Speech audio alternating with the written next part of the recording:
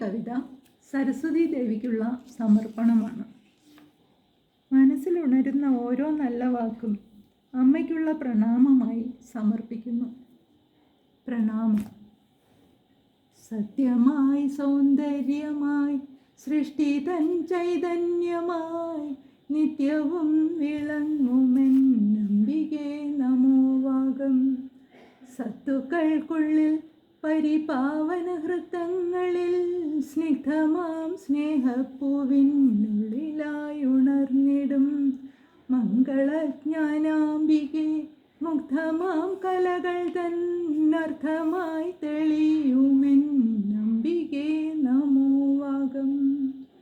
കലകൾ 64 അരിയ ജപമണി മലയായി തിളങ്ങിയും വേദശാസ്ത്രങ്ങൾ പരിപൂർണമാം ജ്ഞാനം മറുപണിയിലൊതുങ്ങിയും വിളങ്ങും മഹേശ്വരി.